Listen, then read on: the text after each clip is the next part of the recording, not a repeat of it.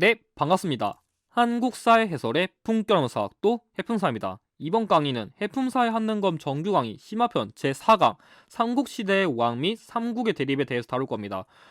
이번 주제는 솔직히 말하면 이제부터 본격적인 고대사 시작인데 이 고대사에서 가장 양도 많을 거고 아마 제가 고대사 보면서 다룬 강의 중에서 난이도도 제일 높을 거고 솔직히 말하면 재미도 없을 겁니다. 왜냐하면 정말 아마 고대사 강의 중에서 정말 다룰 게 너무너무 많아가지고 보통 다른 선생님 강의 보더라도 이 강의는 거의 1시간 정도는 최소한 잡고서 강의한 거 느끼실 거예요. 그만큼 다룰 게 너무너무 많기 때문에 제가 정말 시간을 줄여도 이 강의는 한 50분 정도는 써야 될 것 같습니다. 제가 기출까지 풀고 사료까지 다루면은 정말 많은 시간을 할애해야 되지만 대신 다음에 다루는 5강, 6강은 제가 한 10분 내지 한 15분 이하로 최대한 줄여가지고 다른 강의에서 시간을 보충할 테니까 이 강의만큼은 잘 따라주시기 바랍니다. 왜냐하면 이 강의는 그만큼 중요한 주제이기 때문에 최대 2문제까지 이 강의 문제를 통해서 풀 수도 있기 때문에 정말 중요하기 때문에 잘 따라주시길 바랍니다. 그럼 강의 시작하기 전에 전달사항, 이론 강의 관련 공지사항 전달드리면은 강의 내용은 공유, 전달, 필기 모두 가능하지만 단 출처는 가급적 꼭 남겨주시고 상업점 내지 영리적 이용은 자제해 주시길 부탁드립니다. 그럼 강의 시작하도록 하겠습니다. 자, 네 번째 주제, 삼국시대의 왕 및 삼국의 대립의 경우에는 일단 시기는 일단은 우리가 말하는 이 삼국시대의 경우에는 흔히 이게 지도를 그리면은 여러분들이 그 가벼운 흐름을 좀 알아두시는 게 좋은데 그냥 쉽게 나누면은 자 이런 느낌이에요. 자 어떤 느낌이냐면 자 이렇게 대충 지도가 있다 가정할 때 이 북쪽을 기준으로 고구려가 있었고 그 다음에 이 좌측에 백제 저번에 제가 얘기했던 그 사만을 기준으로 다시 한번 당시 마한이 백제로 발전했고 그 지역에서 그리고 이 진안 지역에서 신라가 나왔고 사실 삼국시대에는 나중에 이 가야까지 있지만 이 가야는 다른 국가에 비해서 중앙집권화까지 이루지 못하고 연맹 왕국에서 멸망하기 때문에 사실상 이 고구려 백제 신라의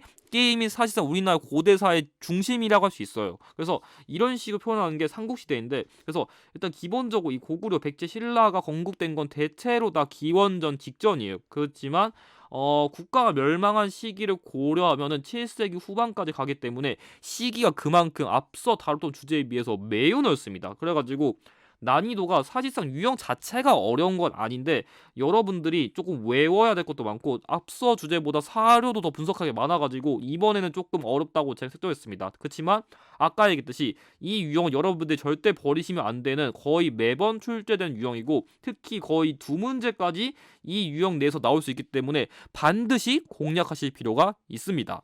그러면 학습 전략 말씀드리겠습니다. 학습 전략의 경우에는 기본적으로 첫 번째, 말 그대로 고구려, 백제, 신라 다양한 국가의 왕이 있으니까 각 국가의 다양한 왕의 업적을 구별하는 것은 당연히 기본이고요. 두 번째, 각 국가의 전성기를 순서대로 나열할 수 있다. 왜냐하면 이게 각 국가의 그런 흥망성쇠, 그러니까 어떤 국가는 지금 약화되었으니까 다시 성장하기 위해서 으쌰으쌰 어떻게 했는지 그런 과정도 중요하고 당시 전성기 국가에는 그만큼 강성하니까 얼마나 그게 좀 더 강성한 국가로서 활동했는지 그걸 파악하는 게 이 아까 얘기한 왕의 업적의 그런 흐름을 파악하는 데도 중요한 키포인트가 될 수 있어요. 근데 이 고대 시대에서는 이 전성기를 말하는 기준이 쉽게 말하면은 한강 유역을 차지했냐 이거입니다. 왜 그거일 수밖에 없냐면은 우리가 지금이야 뭐 먹을 것도 많고 뭐 이렇게 뭔가 생활하는 것도 되게 다양했지만 당시에는 일단 먹는 것부터 차지하는 게 제 1순위라고 할 수 있는데 그 당시 그 먹을 걸 확보하기 위해서 기본적으로 해야 되는 게 뭐냐면 당연히 고대 시대는 지금보다 기술이 발전되지 않았으니까 농사가 1순위입니다. 근데 그 농사를 잘 하려면 물이 확보돼야 돼요. 왜? 물이 없으면 농사를 어떻게 지어요? 근데 그 농사를 잘 하기 위해서는 이 한강 유역 지역이 농사하기에 너무 좋은 지역이죠. 그래가지고 여기를 먹는 국가가 전성기다. 조금 이렇게 표현할 수 있을 것 같고 마지막으로 여러분들이 앞으로 해야 되는 거는 이 유형 경우에도 삼국시대와 관련된 사료를 해석할 줄 알아야 되는데 앞서 다룬 그 여러 철기국가 형성의 사료보다 훨씬 어렵습니다. 그래가지고 제가 짚어드리는 포인트를 잘 따라오셔야 이 유형을 쉽게 공략할 수 있을 것 같습니다. 그러면 출제 원리 말씀드리겠습니다. 출제 원리의 경우에는 그럼 해풍사님이 지금 거의 7세기 넘게 이런 그런 삼국의 왕을 다룬다니까 양이 진짜 많을 것 같아요. 많긴 많습니다. 아마 제가 보기에 아마 오늘 다룰 왕이 한 20명 이상 될 거예요. 그래가지고 여러분들이 이 강의는 절대 한 번에 소화 못합니다. 제가 보기에 한 이 주제 소화하려면은 한 강의를 최소 3번 정도는 보셔야 그래도 조금 내용을 어느 정도 이해하실 거예요. 그래서 여러분들 절대 이번 주제를 한 번에 이해 못하니까 최소 3번 정도는 강의를 반복하시는 것을 권장드립니다. 그래서 한 번은 절대 이해 못해요. 아무튼 간에 그 중에서도 당연히 그렇게 왕만 무대포로 가르치면 여러분들이 못 따라올 거니까 제가 정답으로 자주 나올 수 있는 왕의 업적부터 제가 찝어 드릴 거예요. 그래서 제가 빨간 줄로 친 왕은 우선적으로 공략할 필요가 있다. 그렇게 접근하시면 조금 더 부담감이 덜하겠죠? 두 번째, 삼국시대의 대표적인 시기, 그러니까 뭔가 역사적으로 이거는 좀 알아둬야 돼. 아니면 그 각 삼국의 전성기를 보여준다고 할 수 있는 사료는 여러분들이 가급적 파악하는 것도 중요한데, 제가 보기에는 그 사료들은 그냥 가급적 암기해두는 게 좋아요. 그러니까 뭐 사료 자체를 그냥 씹어 먹으라 그런 게 아니라 이 맥락이 나오는 이 시기인데 좀 그 정도의 흐름을 파악할 수 있을 정도로 그런 흐름을 암기해 두라는 것을 말씀드린 거고, 특히 여러분들이 중요한 거는 심화표는 이게 중요한데, 제가 보기에 심화표는 이 이번 과정을 수행하기 위해서 특히 심화편이 여러분들이 주목하셔야 되는 거는 뭐냐면 삼국시대 일부 왕의 이름을 암기해 두세요. 왜냐면 제가 앞서 얘기했듯이 이 고대시대 사료가 나온다고 했는데 이게 쉽게 말해가지고 여러분들이 그나마 들어봤을 만한 왕이 뭐 대표적으로 광개토대왕? 광개토대왕인데 뭐 광개토대왕이라고 하지만 뭐 시험에서는 뭐 장수왕, 뭐 광개토대왕 이렇게 안 주고서 그 왕의 이름이 사료에서 언급될 수 있어요. 그래가지고 그 왕을 그러니까 그냥 왕으로만 외우는 게 아니라 그 왕의 이름까지 암기하지 않으면은 사료에서 이 왕이 누군지 파악하기 어려울 수 있어요. 그래가지고 이 점을 좀 염두하셔가지고 좀 접근하실 필요가 있을 것 같습니다. 그럼 본격적으로 강의 시작하도록 하겠습니다. 자, 그럼 먼저 기본 키워드부터 파악해 보겠습니다. 일단 여러분들에게 삼국 시대를 이해하기 위해서는 각 국가와 관련된 수도를 먼저 알아두는 게 좋고, 그리고 특히 각 국가의 전성기가 어떤 순서인지 그거부터 알아두시는 게 좋아가지고 이거부터 먼저 짚어드리는데, 신라는 솔직히 그런 수도의 변천이 특별하게 없기 때문에 고구려랑 백제만 중심으로 외우시면 될 것 같습니다. 그러면 먼저 고구려. 근데 제가 저번에 상강에서 안 다뤄가지고 간단하게 복습드리면은, 일단은 이 고구려의 경우에는 원래 부여에서 이렇게 나왔거든요. 그 다음에 이 백제의 경우는 이 고구려에서 나온 국가다. 이거부터 먼저 잡고 들어가면 좋은데, 제가 저번 강의 때 못 적어놔가지고 한 번 더 보충드리면은, 이 부여랑 관련된 대표적인 두 인물로서 그 동부여의 시조인 헤모스와 그 당시에 이 여기 나와 있는 이 주몽이 나중에 이렇게 뭔가 자신이 나와가지고 국가를 건설할 시기에 부여의 왕인 그 금화, 뭐 금색 개구리라는 단어인데, 이 두 인물을 여러분들이 혹시라도 만약에 상강 때 놓쳤다면 추가적으로 필기를 해두시길 바랍니다. 자, 그러면 본격적으로 강의 다시 시작하면은, 자, 먼저 고구려 수도의 경우에는 일단 첫 번째 수도는 졸본이에요. 근데 이 졸본은 지금 한반도에 있는 게 아니라 지금 저 중국 쪽 거기 있는 거거든요. 그래가지고 일단은 이 동명성왕, 다시 말해서 이 고주몽이 이 국가의 시조니까 초대 왕은 동명성왕 고주몽이다. 이렇게 먼저 기억해 두시고, 그 다음에 2대 왕인 유리왕 시기에 국내성으로 천도했습니다. 그 마지막으로 장수왕 시기에 평양을 천도했는데, 이 국내성과 그 평양 위치 좀 비교하면은 국내성은 조금 더 위에 있고 평양은 조금 더 밑에 있는데, 이 장수왕이 평양으로 천도한 이유는 여기 밑으로 내려와가지고 당시 있는 백제랑 신라를 공격하기 위해 가지고 조금 더 영토를 중심지를 밑으로 내려왔다. 조금 이렇게 접근하시면 좋을 것 같습니다. 그래서 고구려 같은 경우 이렇고, 다음으로 백제의 경우에는 수도가 크게 세 가지인데 뭐냐면 일단 첫 번째 수도는 하남 위례성이었어. 그래서 원래 당시에 온조랑 비류가 각자 수도를 세운 게 달랐는데, 이 온조의 경우에는 그 당시에 하남 위례성, 지금은 치면 경기도 지역이죠. 거기다가 세웠었고, 그 다음에 비류의 경우에는 그 미추홀이라는 그런 지역에 세웠는데, 여기는 땅이 조금 안 좋았었고, 여기는 그 땅이 좀 좋았어가지고 그것 때문에 사실상 나중에 그 비류 세력을 온조가 이렇게 병합해버려가지고 백제가 건국됐어요. 원래 십제였는데 나중에 백제가 됐죠. 그 다음에 이 문조왕 시기에 웅진을 천도했어요. 이건 제가 왜 그런지 이따 설명드릴게요. 그 다음에 성왕 시기에 다시 한번 사비로 천도했다. 그래서 일단 기본적인 그 수도의 변천을 알아두시는 게 좋은데, 제가 조금 더 빨간 줄로 친 것부터 먼저 외우시기 바랍니다. 이게 기출 키워드 잘 나오군요. 그리고 두 번째, 각 국가의 전성기. 이거 같은 경우 여러분들이 백제, 고구려, 신라 순으로 전성기였다. 그래서 백제는 4세기, 고구려는 5세기, 신라는 6세기 순서다. 이거 먼저 외우셔야 돼요. 이거 안 짚고 들어가면은 여러분들 시경 문제 풀 때 100% 꼬입니다. 그래서 먼저 외우시고, 그 관련된 대표적 전투로서 백제의 경우에는 그 근초고항이라고 있는데, 이 근초고항 시기에 이 평양성 전투를 통해 가지고 고구려의 고국원항을 전사시켰어요. 그게 이때고, 고구려의 경우에는 장수왕이라고 진짜 거의 70세 이상 사신 분이 있는데, 이분이 백제 한성을 함락시켜 가지고 당시에 백제 계로왕을 전사시켰거든요. 그래서 원래는 이때 근초고왕 때 고구려의 왕을 한번 죽였는데 이때 복수를 했다. 조금 그렇게 잡으면 될 것 같아요. 그 다음에 신라의 경우에는 굳이 따지면은 진흥왕 이후라고 할 수 있는데, 그때 당시에 원래는 백제랑 신라랑 연합해가지고 한강 유역을 고구려로부터 빼앗았는데, 그 이후에 신라가 배신했거든요. 그래가지고 당시에 백제 왕이 복수하려고 이때 싸웠다가 백제 왕이 다시 진흥왕에게 패배하면서 이렇게 전투가 마무리됐어요. 그래서 제가 보기에 지금 제가 연도를 적어놓은 게 있는데, 이 연도들은 가급적 외워두시면 좋아요. 근데 제가 지금은 강조 안 드리고 제가 뒤에서 진짜 별표를 왕창 치는 연도도 있을 거거든요. 그 연도들은 여러분들이 앞으로 시경 문제를 풀면 좀 도움이 되다 보니까, 제가 지금부터 강의 찍는 것들은 이렇게 뭔가 어떤 연도에서 제가 미친 듯이 강조한다. 그러면 가급적 그 연도는 암기해 두시는 것을 권장드리며 강의 시작하겠습니다. 자, 먼저 고구려의 왕 같은 경우에 제가 크게 9명을 나눌 수 있는데, 일단 아까 얘기한 뭐 동명성왕, 고주몽이랑 2대 유리왕 아까 다뤘으니까 제외하고 다른 왕부터 다뤄드리면은, 자, 첫 번째 태조왕. 여러분들이 일단 이 태조란 이름 보고서 이 태조왕 동명성왕 아닌가 할 수 있는데, 그 태조, 그러니까 약간 좀 국가의 시조로서의 태조랑 이 태조랑 조금 다른 단어니까 그건 좀 구별해서 접근하시길 바래요. 그래서 시기가 다릅니다.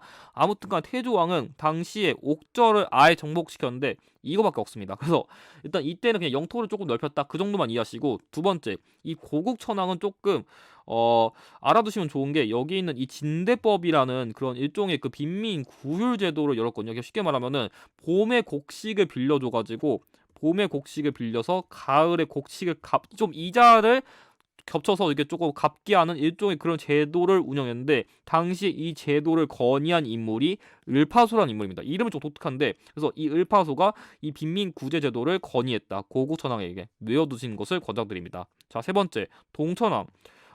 여러분들이 조금 제가 이 순서를 외우기 쉽게 좀 정리해드리면은, 제가 이렇게 화살표를 적어드릴게요. 그래서 화살표가 있을 때는 강성, 이렇게 제가 이렇게 밑으로 치면은 약화된 거, 이렇게 외우시는 것을 권장드리는데, 자, 여기 지금 뭐냐면 동천왕의 경우에는 지금 위에 관구엄이 고구려를 침략해가지고 환도산성이 함락되었다, 이 맥락이 있는데, 솔직히 말 이 키워드는 최근에는 나왔었는데 그게 중요한 키워드는 아니지만 최근에 한번 나온 적 있어가지고 살펴는 보세요. 뭐냐면 이 위라는 나라는 쉽게 말하면 중국에 있는 나라인데, 우리가 옛날에 그 삼국지 있잖아, 삼국지. 그 삼국지의 위초고 할 때 그 위나라예요. 그래서 당시에 중국에서도 이렇게 조금 고구려가 아무래도 좀 중국이랑 인접하다 보니까 좀 견제를 많이 받았는데 그 중에 하나다, 그렇게 이해하시면 되는데, 뭐 미천왕 시기에는 또 나름대로 성장했어요. 그래가지고 미천왕 시기에는 이런 식으로 낙랑군, 대방군, 그러니까 좀 우리나라에 있었던 한사군을 축출했었고, 그 다음에 서안평 지역을 점령해가지고 나름대로 그 주변에 있는 영토들을 넓혔다, 그 정도만 이해하시면 돼요. 그래서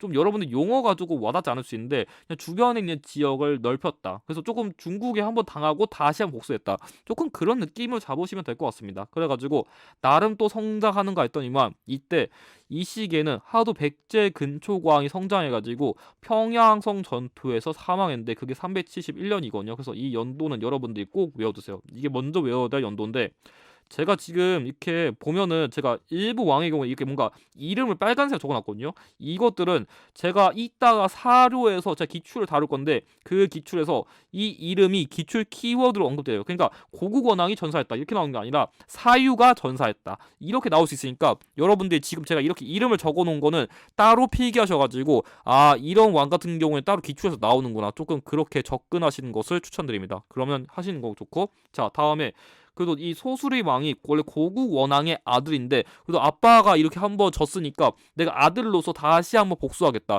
그걸 다짐하기 위해 가지고 아빠의 복수를 위해서 내 몸을 불태우겠다, 아빠의 복수를 위해서 내 몸을 불태우겠다 해서 불교, 태학, 율령, 그러니까 이 불교는 말 그대로 당시에 조금 그 국가의 대표적인 종교를 이렇게 받들인 거고, 태학이란 거는 말 그대로 쉽게 말하면 태학이란 거는 국립교육기관이에요. 그래서 제가 아마 그때 상강에서 나왔던 경당이란 거는 미성년 학교고, 이 태학이란 거는 조금 지금으로 치면 약간 서울대처럼 그런 국립교육기관이다, 조금 그런 느낌으로 잡으시면 될 것 같아요. 너무 구체적으로 들어가지 말고.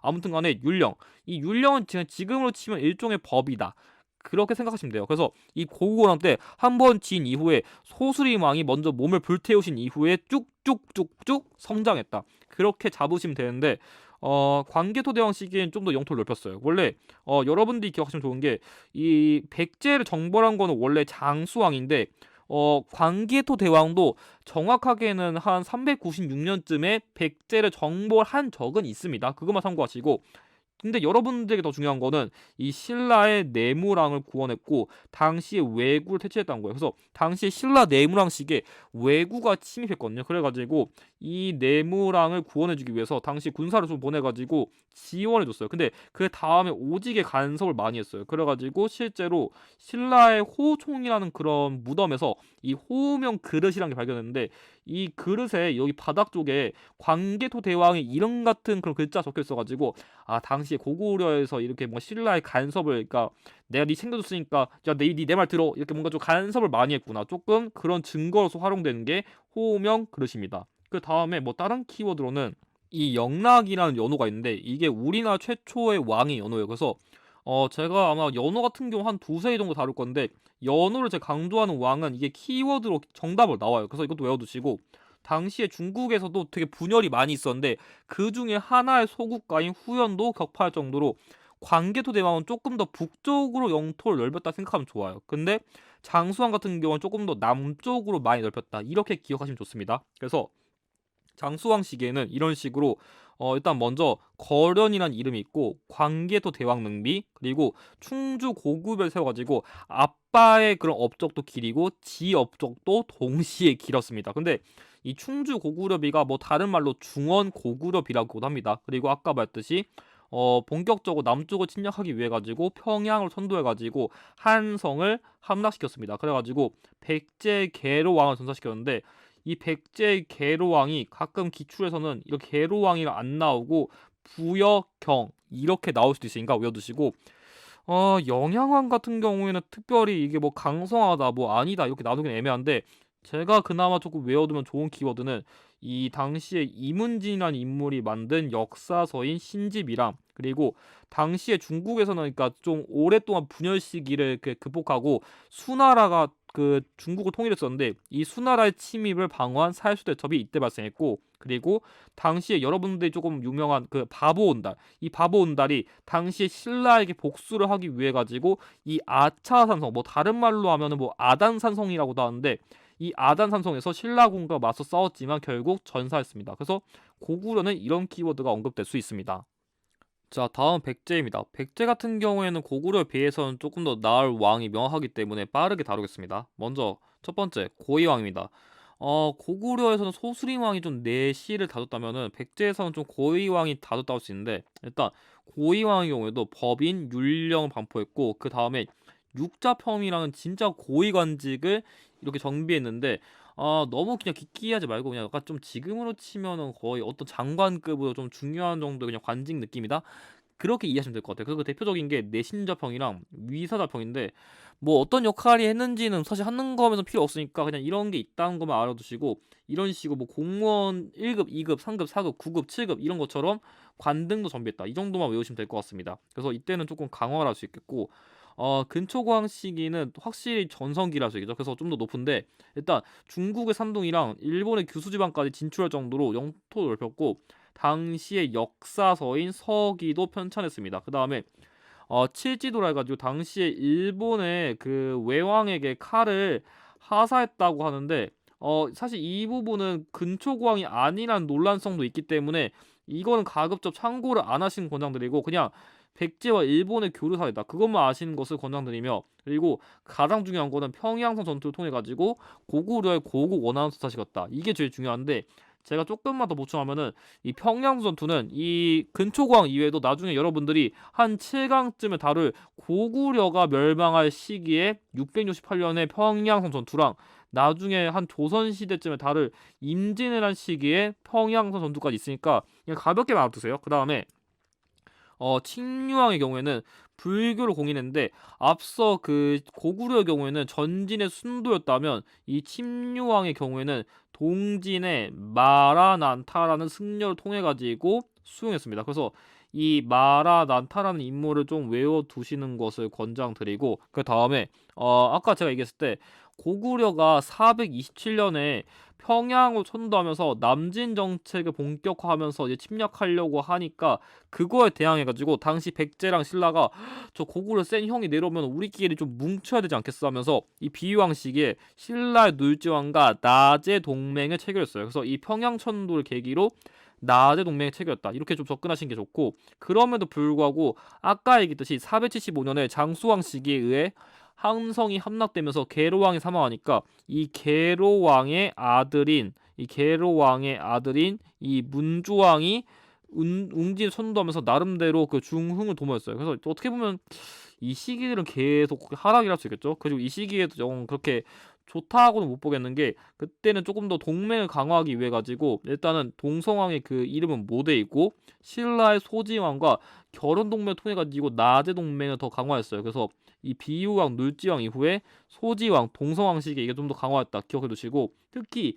이 관련된 사료가 언급되면은 신라의 이벌찬 비지 그러니까 이 이벌찬이란 거는 신라의 높은 관직을 인물 그러니까 이벌찬이란 높은 관직을 지닌 이 비지라는 인물의 딸을 보내가지고 이때 당시 백제랑 결혼 동맹을 맺은 건데 이게 사료의 키워드 나오니까 꼭 외워두시고 근데 사실 제일 중요한 거는 이 무령왕과 성왕이에요. 이 둘은 꼭 외워두시는 것을 권장드려요. 그래서 조금 이 왕들이 중요한데 먼저 이 무령왕이 중요한 이유는 다른 것보다 이 무령왕릉과 관련된 키워드가 정말 정말 정말 중요해요. 왜냐하면 일단 이 무령왕릉은 누가 묻혔는지 그리고 이게 언제 축조됐는지 유일하게 확인이 되는 백제 왕릉으로서 의미가 있고 뭐 그 이외에도 당시 그 백제 왕릉 앞에 있는 묘지석 그러니까 사람 앞에 있는 그 비석 같은 거에다가 이런 식으로 영동 대장군 백제 사마왕이라는 시호도 받았고 매지석이라 해가지고 이게 쉽게 말하면은 당시에 토지의 신에게 돈 같은 걸 줘가지고 이 묻힌 사람의 안녕을 좀 빌어주면서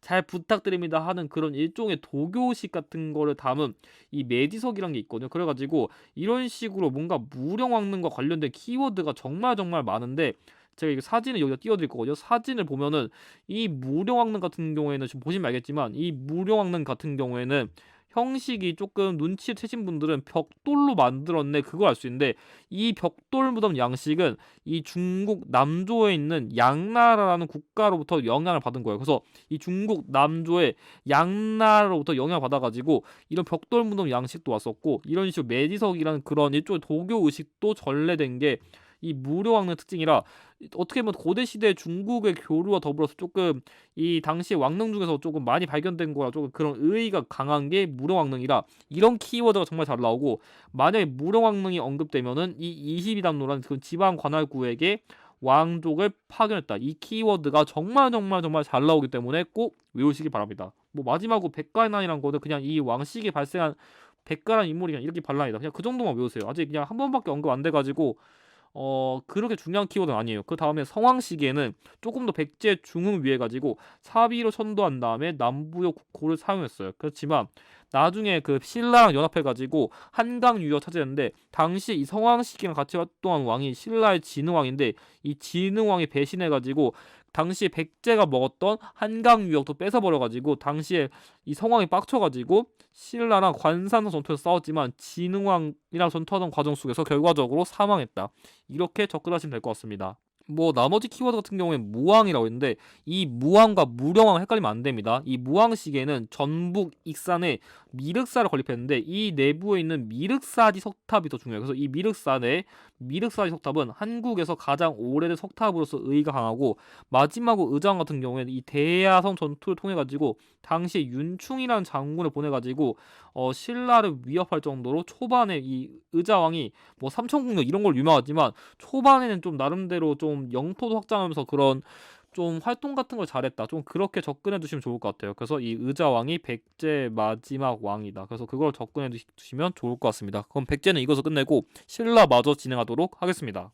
자, 세 번째로 다룰 주제는 신라입니다. 앞서 여러분들이 고구려 백제 때문에 벌써 머리가 아플 수 있는데 너무 헷갈리시면은 앞서 고구려 백제부터 깔끔하게 복습하신 다음에 보셔도 되고, 그냥 처음 강의 보신다는 마음으로 그냥 가볍게 보시고 나중에 차근차근 외우시면서 이렇게 더 넓히셔도 괜찮습니다. 그럼 시작하면은 앞서 제가 그 수도를 다룰 때 그 신라의 그 시조를 안 다뤄가지고 먼저 다루면은 신라의 시조는 박혁거세입니다. 그래서 이때 신라 건국됐고 이후에 박석김의 새 성씨가 돌아가면서 왕위를 계승했습니다. 그래가지고 그 이후에 내무랑식이 이루어서 김씨 왕이 세습권이 확립되는데 제가 여기서는 뭐 크게 강화, 약화, 왕권 얘기할 만한 게 없어가지고 따로 표시 안 하겠습니다. 그 다음에 왕의 호칭으로 이때 마리간이 사용되는데 신라 같은 경우에는 좀 독특하게 왕후의 그 변청 같은 게 조금 있거든요. 그래가지고 사실 심화편선 이게 별로 중요한 키워드는 아닌데 그냥 가볍게 보충해드리면은 일대 박혁거세의 경우에는 당시 이인물 같은 경우에는 그 거서관이라는 그런 호칭을 썼거든요. 그러니까 좀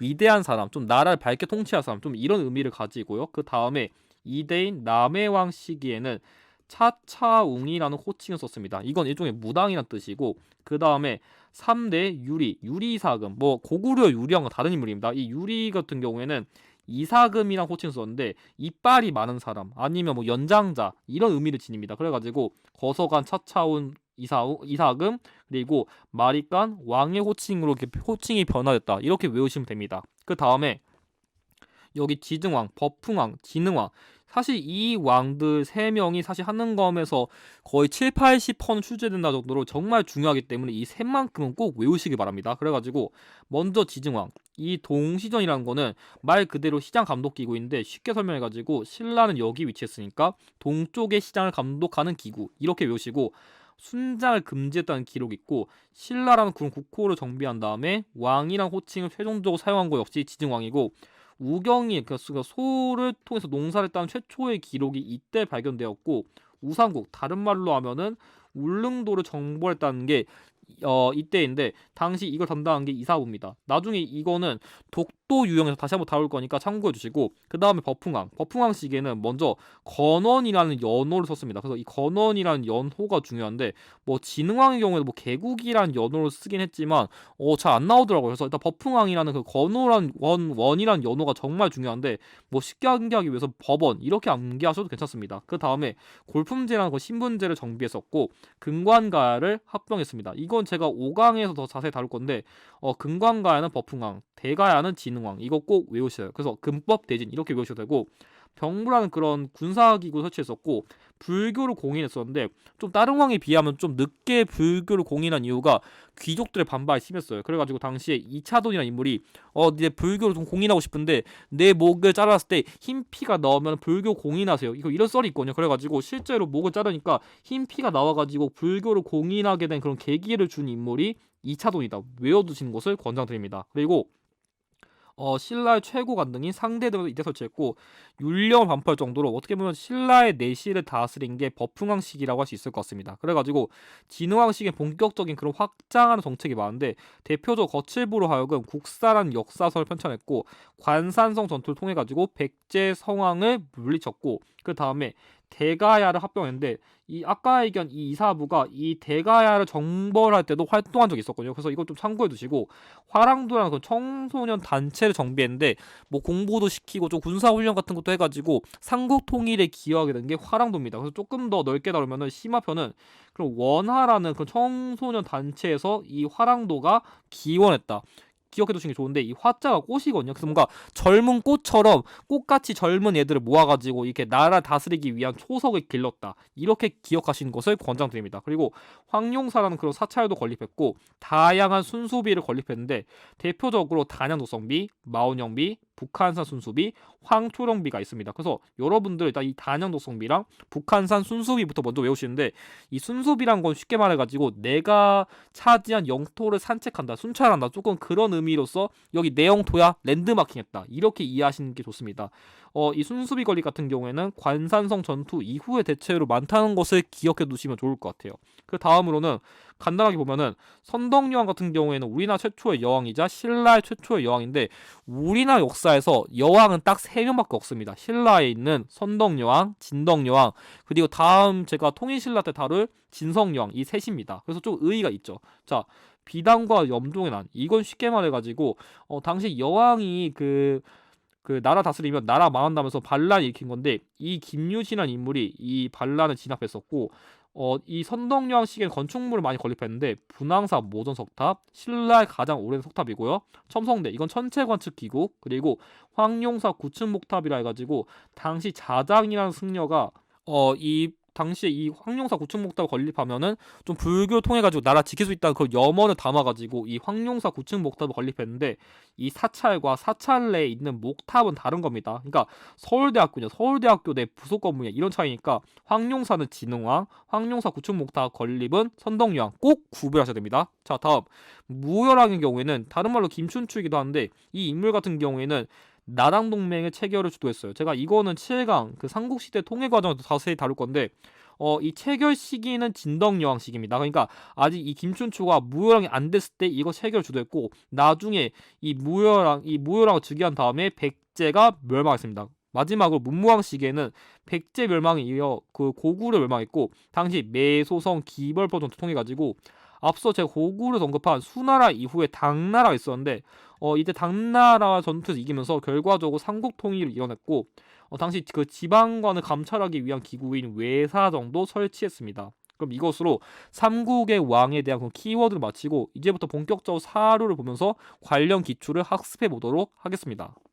자, 그럼 지금부터 제가 그 삼국시대 왕 및 삼국의 대립과 관련된 기출문제를 차례대로 보여드릴 건데 제가 방금 보여드렸듯이 키워드가 너무 많아가지고 여러분들이 한 번에 따라올 만한 내용이 아니기 때문에 헷갈리면은 강의를 앞으로 다시 돌리면서 키워드를 이렇게 비교하면서 보셔도 되니까 제가 그냥 풀이해드릴 테니까 차근차근 따라오시면 될 것 같습니다.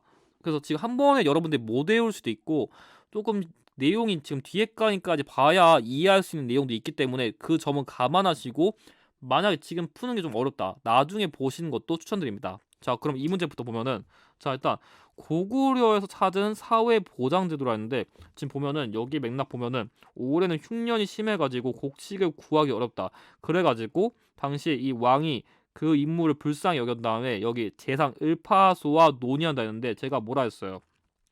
이 을파소는 어떤 왕따 활동을 했어요? 제가 이 을파소의 경우에는 고국 천황 시기에 활동한 그런 관리다, 이겠습니다. 그래서 이 고국 천황 시기에는 이 을파소의 건의를 받아가지고 빈민 구제 제도를 만들었다는데 그 제도가 제가 얘기한 이 진대법입니다. 그래서 고국 천황은 사실상 이거밖에 안 나온다고 보셔도 무방할 것 같습니다. 근데 나머지 키워드는 여러분들이 모르시면 아는데 왜냐면 지금 나머지 키워드가 다 나중에 나올 고려시대랑 조선시대 키워드거든요. 그래서 그냥 지금은 그냥 어떤 시대인지 그냥 말씀드릴게요. 그래서 이 상평창이라는 거는 쉽게 말하면 고려시대의 물가 조절 기구고 이 구왕차류라는 거는 나중에 여러분들 아직 안 다룬 거니까 모르면 합니다. 나중에 조선시대 명종시기에 만든 일종의 기근을 대비하기 위한 서적이고 이 구제도감이란 거 역시 고려시대 그런 빈민을 구제하기 위한 기구고 해민국은 좀 고려시대 일종의 그런 의료기구예요. 그래서 아직 나머지는 여러분들이 아직 이 사회기구 유형을 안 외워가지고 모르실 수 있는데 일단 이런 식으로 답이라도 찾아가는 훈련을 하실 필요가 있습니다. 자, 우측 문제. 지금 제가 이렇게 사료를 가져오거나 그런 문제들은 여러분들이 이 사료를 알아두면 좋은 사료니까 꼭 외워두시길 바랍니다. 자, 먼저 여기 보면은 왕이 보병과 기병 5만 명을 보내가지고 신라를 구원했다, 이런 말이 있는데 그래서 이때 왕이 그 신라를 구원하기 위해 가지고 군사를 보내니까 이 왜적이 가득했는데 고구려군이 도착하니까 왜적이 퇴각했다. 그래서 고구려에서 신라에게 군사를 이렇게 지원해줘가지고 왜적이 퇴각한 시기가 바로 뭐냐면 제가 아까 설명한 광개토 대왕 시기에 내무랑을 구원했다, 이 맥락입니다. 그래서 이 맥락이 나오면 광개토 대왕과 관련된 시기다, 이렇게 푸시면 되는데 제가 지금 하나 설명 안 해가지고 여러분들이 모를 수 있어가지고 좀 보충드릴게요. 첫 번째, 일단 1번 이 백강 전투의 전개 과정, 이건 제가 아직 7강을 설명하지 않아서 모를 수 있는데 이 백강 전투란 거는 나중에 백제가 신라에 의해서 멸망한 다음에 발생한 대표적인 백제 부흥 운동이에요. 그래서 당시에 백제 부흥 운동을 지원하기 위해서 이 일본이 이 백제를 지원했다, 그 정도만 기억하시면 됩니다. 자, 두 번째, 안동도보가 설치된 경위.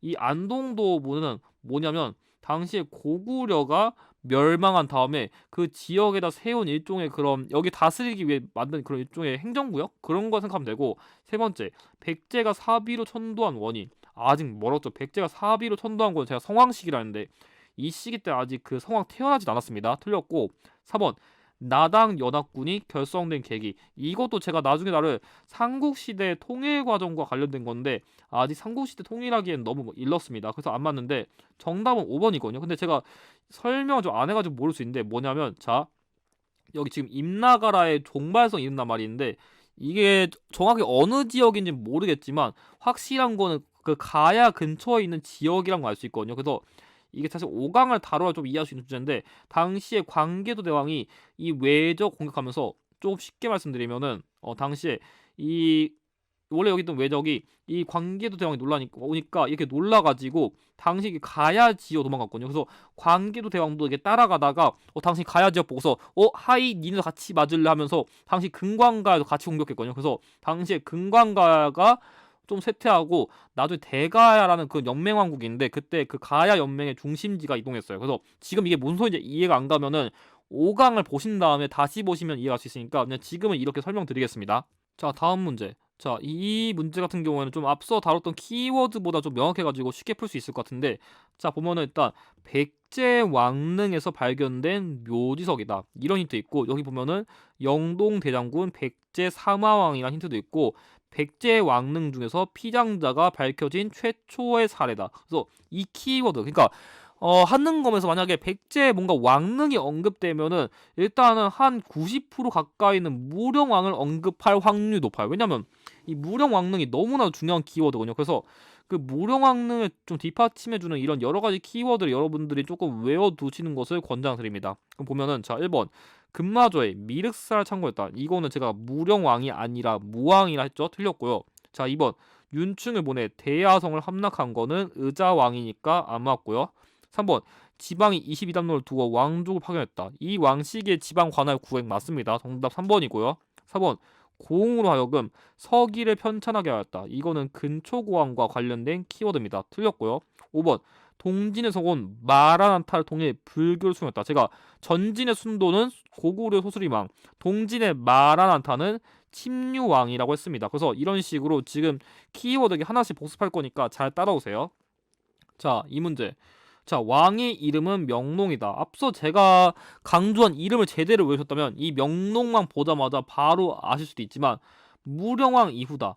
그거 갖다가도 추려질 수 있겠죠. 근데 여기 보면은, 자, 왕이 신라군 습격하고자 몸소 보병과 기병을 모두 이끌고 갔다 하는데 이 신라 보병과 싸우다가 신라군에 의해서 이 왕이 살해였다. 그래서 신라군에 의해서 그 살해는 왕, 그거 생각하면은 명농, 뭐 무령왕 아들, 뭐 시기까지 다 고려하면은 이걸 통해서 그 성왕을 추론할 수 있는데, 사실 좀 제가 기출 사료를 쉽게 접근하기 위해서 힌트를 드리면은, 만약 기출에서 이런 식으로 구천이라는 키워드가 언급되면은 관산성 전투랑 관련된 사료다, 이렇게 암기하시는 것을 권장드려요. 그래서 이 구천이 언급되면은 관산성 전투 관련된 사료다, 이렇게 접근하시면 조금 사료를 금방 풀 수 있을 것 같아요. 그래서 어쨌든 성왕 관련된 거니까 찾아보죠. 자, 1번, 익산의 미륵사를 참고했다. 제가 무왕이라 했죠. 틀렸고. 자, 2번, 동진으로부터 불교 수용했다. 자, 침유왕이라 했죠. 틀렸고. 3번, 신라를 공격하고자 대야성을 점령했다. 자, 의자왕이라 했습니다. 틀렸고. 그럼 왼쪽에 있으니까 그냥 크게 설명 안 할게요. 자, 4번, 사비로 선도하고 국호를 남부여로 고쳤다. 제가 이 성왕의 경우에는 백제 중흥을 위해 가지고 활동한 왕이라 했죠. 맞고요. 5번, 고흥으로 하여금 서기를 편찬하게 했다. 자, 이거 근초고왕이라 했습니다. 그래서 정답은 4번입니다. 자, 여기 있는 사료도 조금 외워두면 좋은 거 제가 가져왔는데, 보면은 여기 신들의 생각으로는 신은 덕업이 날로 새로워지고 라는 사방을 망라하기 때문에 이를 나라 이름으로 삼는 것이 마땅하다, 이 맥락인데, 이걸 쉽게 말하면은 이 실과 나를 합쳐가지고 신라를 그 국가의 호칭으로 사용한다. 그래서 이 신라의 국호로 이거를 그러니까 신라의 국호로서 이 신라를 사용하게 된 왕이 누구냐? 바로 지증왕이죠. 그래서 이 지증왕 같은 경우에는 왕이나 호칭을 사용했고 신라를 국호로 삼았다, 이런 키워드가 나온다 했습니다. 자, 두 번째, 백제 왕인 명농이 관산을 공격하다가 그 당시 사망했다. 근데 이게 지금 신라 기준이니까 이 명롱이 아까 말했듯이 성왕이지만 이 성왕을 죽인 시기에 신라의 왕은 제가 진흥왕이라고 했습니다. 그래가지고 지증왕과 진흥왕 시기에 어떤 왕이 있는지 이것도 외워두는 게 중요한데 여러분들이 앞으로 이 유형 풀기 위해서는 솔직히 말하면 이런 식으로 가나사이 시기의 역사적 사실 유형 되게 많이 만날 거예요. 그래서 이 유형 어떻게 접근해야 되는지는 제가 이따가 고난도 유형 대비해서 조금 더 자세히 말씀드리겠습니다. 그럼 접근해 보면은 자 1번 백제가 웅진으로 천도하였다. 아직 이 시기쯤이면 이게 백제가 웅진을 천도한 거는 제가 얘기했을 때 문조왕 시기인데 한참 멀었어요. 아직 이때는 그 신라도 그렇고 백제도 그렇고 이게 왕이 아직 이 정도까지 올 때가 아니라서 이때는 6세기랑 관련된 키워드인데 이건 5세기 키워드라 시기가 이전입니다. 틀렸고 2번 백제가 대야성을 함락했다. 자 이거는 제가 의자왕이라 했는데 의자왕은 7세기 왕입니다. 틀렸고 3번 고구려가 낙랑군을 추출했다. 자 이거는 미천왕 관련된 시기인데 제가 4세기라 했죠? 안 맞고요. 그래서 이런 식으로 1세기, 2세기, 3세기 이 정도의 대략적인 시기는 알아두시는 게 좀 풀이에 도움이 됩니다. 자 4번 신라가 금관가야를 복속시켰다. 자 이거는 제가 법풍왕이라 했거든요. 그래서 법풍왕은 진흥왕 이전에 활동한 대표적인 왕이니까 정답 맞고요. 자 5번 신라가 매소성에서 당군을 물리친 거는 문무왕과 관련된 키워드이기 때문에 정답은 4번입니다. 자 우측 문제 이 문제까지 풀고 이제 본격적으로 조금 더 어려운 사료들을 다뤄도 되겠습니다. 자 먼저 거칠부가 왕의 명령을 받아들여 국사를 편찬했다. 그래서 제가 아까 역사적 키워드 제가 세 가지를 강조했는데 다시 한번 복습해 봅시다. 자 먼저 첫 번째 신집 이문집이라는 인물이 만든 신집이라는 역사서는 제가 영양왕 때 만든 거라 했었고 그리고 백제의 경우에는 서기란 역사서 만들었는데 이 서기는 근초고왕 시기에 만든 역사서고요. 그리고 신라의 경우에는 국사란 역사서 만들었는데 이게 바로 지금 문제에 나온 진흥왕입니다. 그래서 이거는 다시 한번 복습해 두시기 바랍니다. 아무튼 간에 진흥왕과 관련된 걸 풀라 했으니까 한번 접근해 보죠. 먼저 1번 중앙군으로 구서당이 편성되었다. 이거 아직 통일신라 안 다뤄서 여러분들 모를 수 있는데 이 구서당이란 거는 통일신라의 중앙군이거든요. 이거는 신문왕식입니다. 아직 안 다룬 거 이제 설명할게요. 자 틀렸고 2번 대가야를 병합하여 영토가 확장되었다. 이 대가야를 병합한 거는 맞죠? 이 제가 금관가야는 법흥왕, 진흥왕은 대가야. 정답 2번이고요. 3번 지방관 감찰을 위하여 외사정이 파견됐다. 이 외사정이 파견된 거는 제가 문무왕이라고 적어놨습니다. 그래서 틀렸고요. 4번 최고 지배자의 칭호가 마리까로 변경되었다. 제가 마리까는 내무랑이라 했죠? 틀렸고요. 5번 시장을 감리하기 위해서 동시전이 설치되었다. 이거는 지증왕과 관련된 키워드이기 때문에 정답은 2번입니다. 그래서 조금 쉬운 유형은 이런 식으로 출제되는데 앞으로 보여드릴 유형이 여러분들이 앞으로 고득점을 위해서 반드시 공략해야 될 유형이라고 할 수 있을 것 같습니다. 지금 여러분들이 한 번에 많은 내용을 전달드려가지고 좀 머리가 많이 아플 수 있는데 한 3문제만 다루면 끝나니까 조금 힘드시더라도 마지막까지 잘 따라주시기 바랍니다. 대신 다음 주제부터는 조금 더 양을 줄여가지고 쉽게 정리할 수 있도록 하겠습니다. 이번 주제는 워낙 양이 많아가지고 어쩔 수가 없었습니다. 아무튼 간에 자 앞으로 여러분들이 조금 이 유형에서 좀 깊게 공략해야 되는 거는 이런 식으로 특정 두 시기 사이의 역사적 사실이라던가 아니면 특정 시기 이후의 역사적 사실 이런 유형을 조금 더 공략하셔야 되는데 그 중에서도 좀 여러분들이 알아두면 좋을 만한 사료를 몇 개 제시해드리겠습니다. 먼저 첫 번째 왼쪽 문제를 보면은 자 왼쪽 문제에서는 이 고구려 침범해가지고 평양성을 공격했다는데 당시 고구려 왕 사유가 날아오는 화살에 맞아 죽었다. 그래서 제가 뭐라 했어요? 이 사유가 언급되면은 제가 뭐라 했어요? 고국 원왕이라 했죠. 그래서 이런 식으로 실제로 기초에서 이런 식으로 뭔가 고국 원왕입니다. 이렇게 안 주고 이름을 언급될 수 있으니까 조금 이런 키워드를 외워두면 좋아요. 그래서 이런 식으로 사실 평양성을 공격했다 이렇게 나오기도 하는데 조금 이렇게 알아두면 조금 더 풀이에 도움이 된다 할 수 있을 것 같습니다. 그래서 이거는 371년에 근초고왕이 고구려를 공격한 그때 그 전투고요. 밑에 있는 거는 고구려왕 거련. 제가 거련이 언급되면은 장수왕이라 했습니다. 헷갈리면은 앞서 적어놓은 거 다시 한번 보시면 됩니다. 그래서 이 고구려왕 거련이 당시 군사를 거느리고 와서 한성 공격했는데 당시에 이때 이 한성 공격해가지고 당시 백제의 계로왕을 전사시켰다 했죠. 그래서 이거는 475년에 그 장수왕의 한성 함락이라고 할 수 있을 것 같습니다. 그러면 그 사이의 역사도 사실 한번 보자. 자, 1번 신라의 버풍왕이 불교를 공인했다. 이건 6세기 시기의 사실이라 이후라서 안 맞습니다. 자, 2번 백제의 문주왕이 웅진으로 천도했다. 이 한성이 함락된 다음에 그 계로왕의 아들인 문주왕이 웅진을 선도한 거라 직후라서 안 맞습니다. 3번 고구려의 태조왕이 옥저를 복속시킨 거는 1세기니까 안 맞고 4번 고구려의 광개토 대왕이 백제를 공격했다. 제가 그래서 광개토 대왕도 백제를 공격한 이력이 있다 했었고 실제로 그 광개토 대왕이 장수왕보다 이전에 활동했으니까 맞습니다. 정답 4번인데 혹시라도 이제 시기를 알고 싶으면 대표적 396년 있다. 그 정도만 아시면 됩니다. 아무튼 5번 백제와 고구려가 동맹을 맺고 신라에 대항했다. 이것까지 언급되려면은 최소한 못해도 6세기는 넘어가야 돼요. 최소한에. 그래서 한 최소한 6세기 후반쯤에는 이르러 이 시기가 다르기 때문에 훨씬 뒤입니다. 그래서 안 맞습니다. 그래서 정답은 4번입니다. 자, 우측 문제.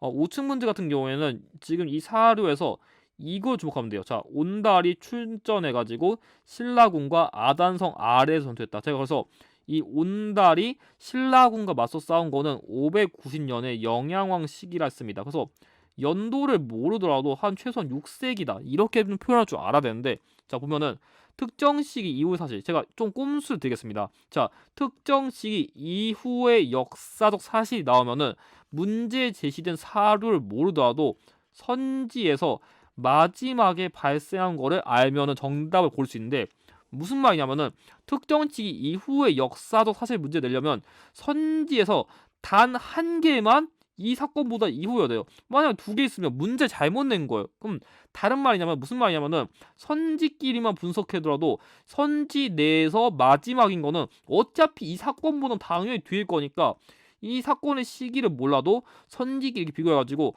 이게 제일 늦게 있네. 그렇다면은 정답이다. 이렇게 푸시면 무조건 정답입니다. 그래서 이거 꼼수로 가져가세요.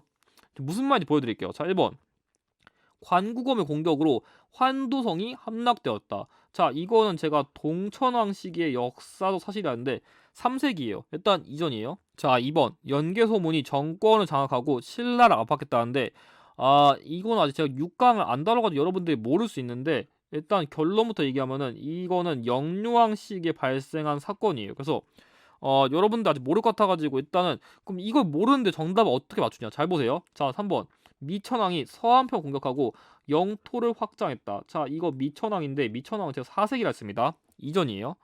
자 4번 태조왕이 옥수를 정복했다. 자 이거는 제가 1세기라 했죠. 이전이에요. 자 5번 장수왕이 평양으로 천도하고 남진 정책을 본격화했다. 자 이거는 제가 427년이었죠. 그래서 일단은 이 문제에서는 만약에 제가 나중에 이거 배웠다면은 2번이 가장 마지막이니까 이렇게 고를 수도 있고 만약에 이 문제랑 이 정답 선지는 모르더라도 나머지 오답 선지를 명확하게 안다면 이렇게 선지기 비교해서 풀 수도 있어요. 그래서 해풍선이 근데 정답 선지를 모르는데 어떻게 문제를 이렇게 확신할 수 있나 할 수 있지만 반대로 말씀드리면은 여러분들이 앞으로 시험에서 무조건 아는 내용만 정답으로 나올 수 않을 수도 있어요. 그러니까 무슨 말이냐면은 여러분들이 모를 만한 키워드를 정답으로 주는데 나머지 선지는 기출에서 확실히 나왔던 적이 있어가지고 예전 기출 나왔던 거 바탕으로 이게 확실하게 소거를 해가지고 정답을 이게 소거법으로 풀어야 할 때도 언젠가 올 수 있거든요. 그래서 이 방법을 지금부터 꼭 기르시는 것을 추천드려요.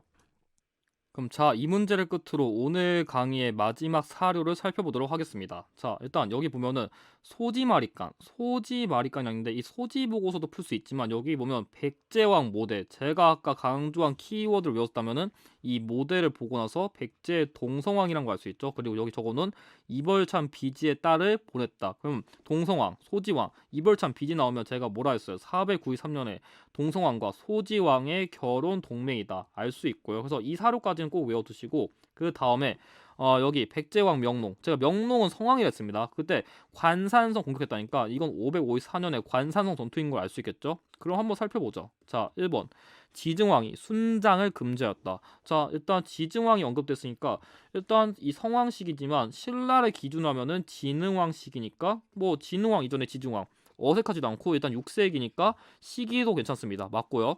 2번 진흥왕이 마운영의 순수비를 세웠다. 제가 관산성 전투 직후쯤에 이런 순수비를 세우는 활동이 많다 했었죠. 정답 2번이고요.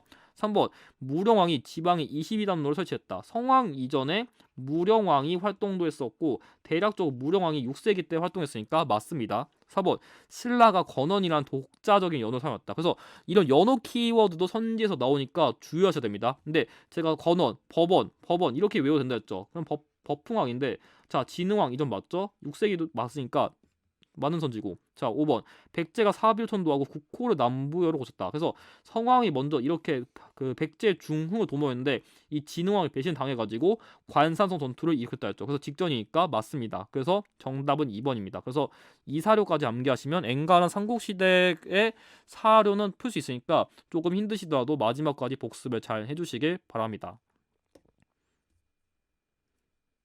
그럼 오늘 강의에서 활용된 자료 출처는 다음과 같고 오늘 강의에서 활용된 기출의 출처는 다음과 같습니다. 그럼 이것으로 4강 삼국시대의 왕의 업적 및 삼국의 대립에 대해서 강의를 마치도록 하겠습니다. 오늘 강의는 좀 많이 힘들었겠지만 다음 5강, 6강에서는 최대한 양을 줄여가지고 최대한 시간을 조절할 거니까 오늘 강의는 최대한 많이 복습하시고 다음 한 연속 한 2강 정도는 제가 편하게 볼 수 있도록 준비하실 테니까 너무 부담 가지 말고 잘 따라주시길 바랍니다. 그럼 좀 오늘 강의 힘들었을 텐데 고생 많으셨고 다음 5강 가야에서 뵙겠습니다. 영상의 내용이 도움이 되셨다면 좋아요와 구독을 부탁드립니다. 감사합니다.